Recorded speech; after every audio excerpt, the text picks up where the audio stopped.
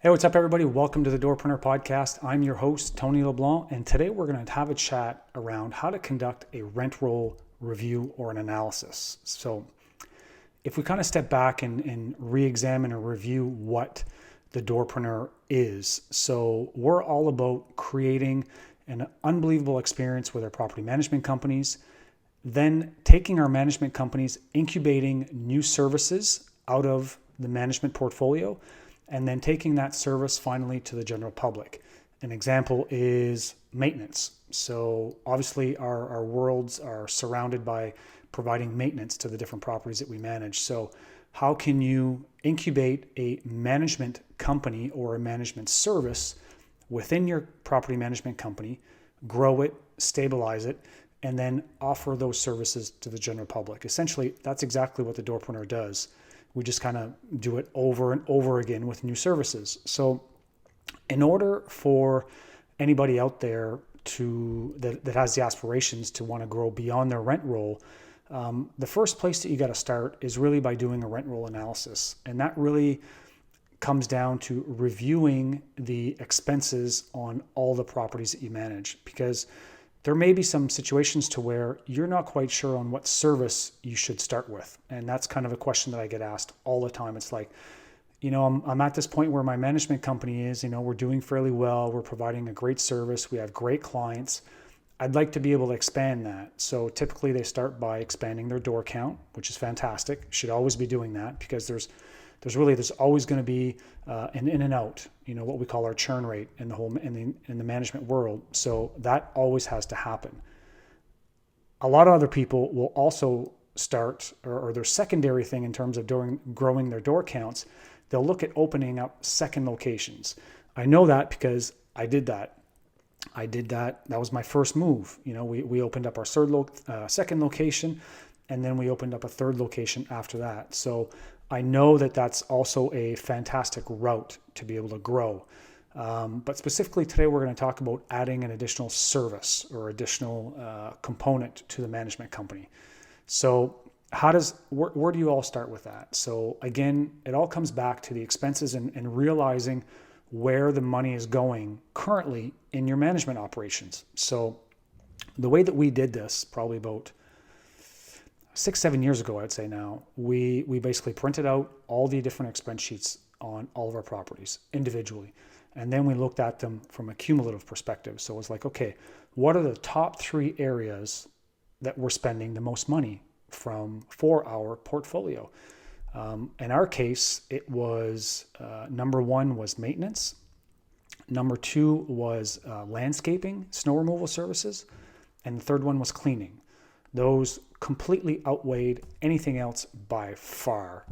So that gave us a great head start. We kind of knew, okay, this is where we want to get started. So when I started my management company, I built my management division from day one. So there was no really a new addition for me at some other later point. It was there from day one. So our real new venture was item number 2 in our expenses, which is our landscaping and our snow removal. So we took a serious deep dive and we looked at the numbers. We looked at individual properties, where they were spending money, what type of services they were required, and really kind of beginning point of getting a feel for that business. So I'm going to go through 5 things that you guys should look at when you're looking at this new business and what it could possibly do. So the first one is a healthy profit margin. So that's really not going to be visible from just by reviewing the expenses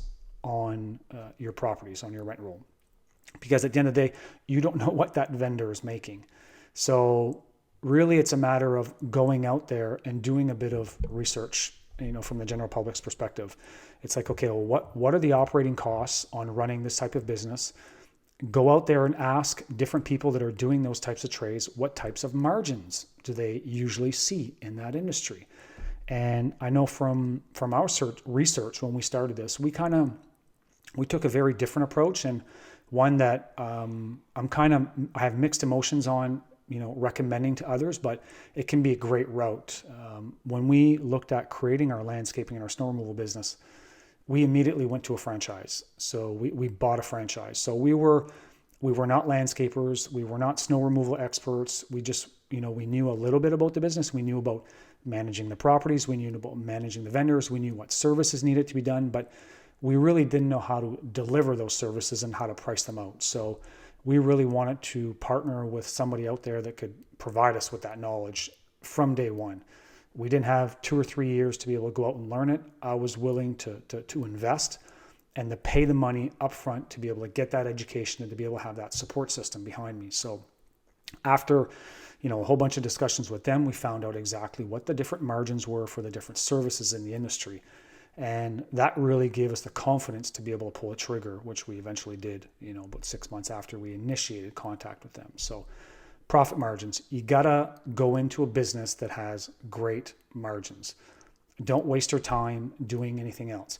Running a management company is hard enough. You do not want to get into another service company that is tough and that has low margins. It's just not worth it. There's probably a lot of other things you could be doing versus something like that. So number 2 is opportunities for repurposing your existing staff. That one's critical, and it played a huge role in our venture into the landscaping snow removal world, because for us, we had already built up a pretty sizable management company.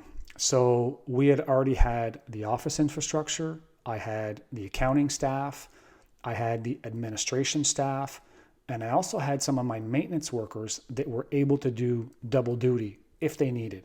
So for example, if I needed one of my maintenance guys to get into a plow truck to help plowing, I could do that.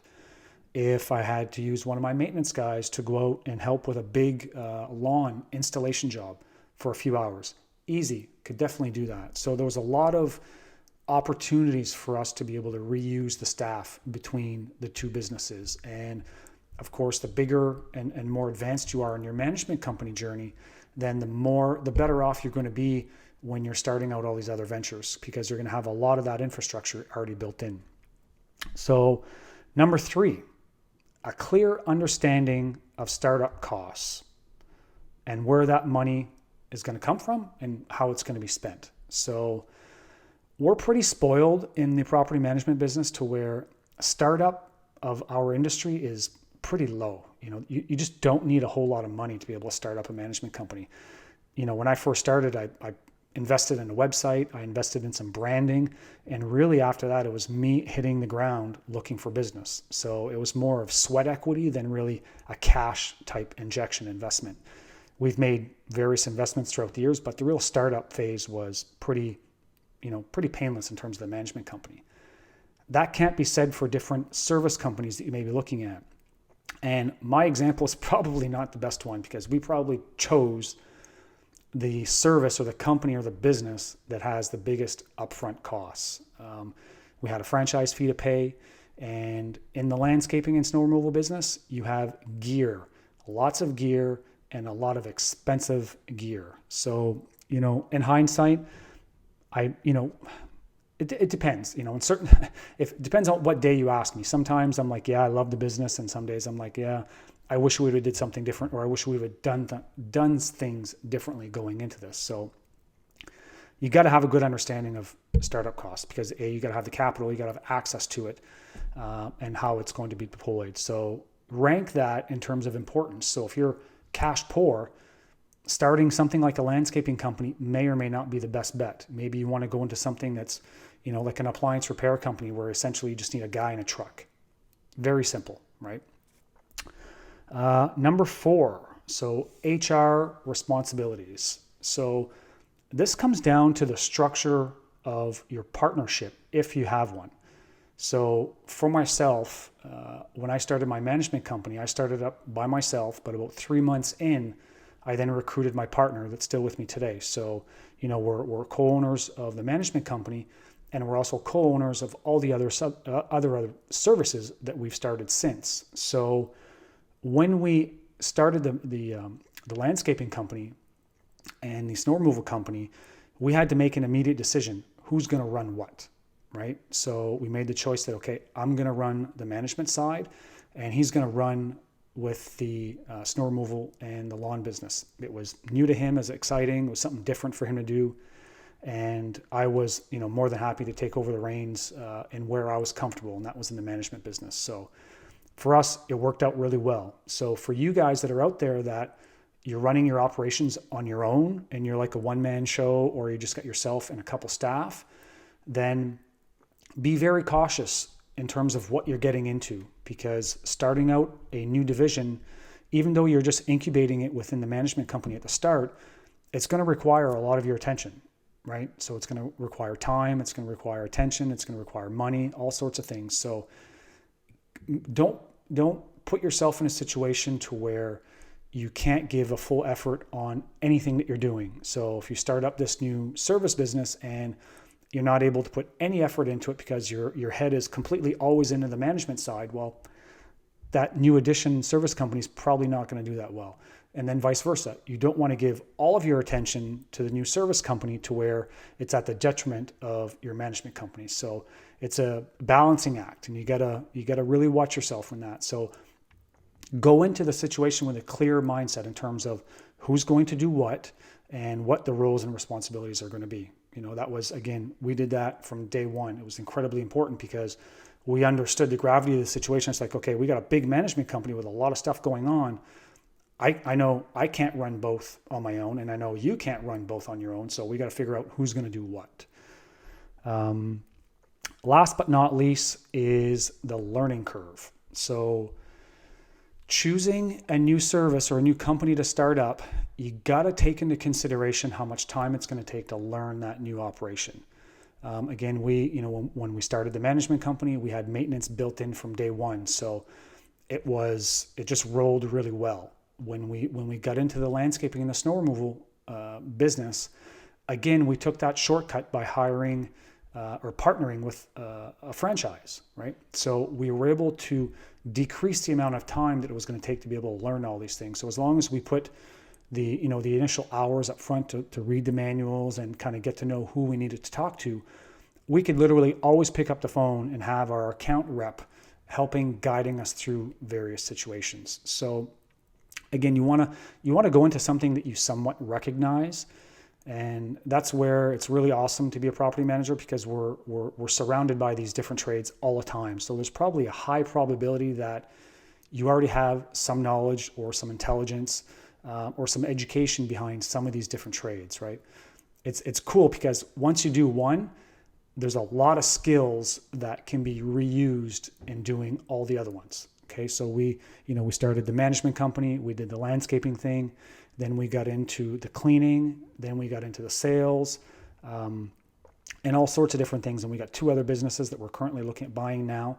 It's become to a point to where it's really just a plug and play, because we know what we're getting into. We know the different models. We know the accounting structure that we need to put in place.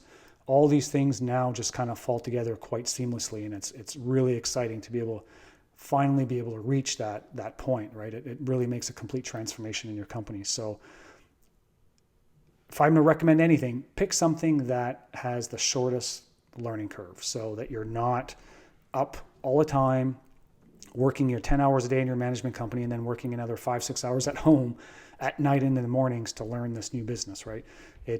Try to do it as easily as you possibly can, and I guarantee you'll thank me in the end for that.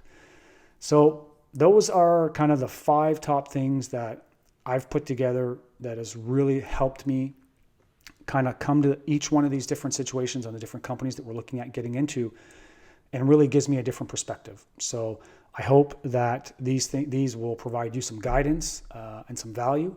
And that's all for today. So again, if you found value from any of the information here, I'd love to hear about it.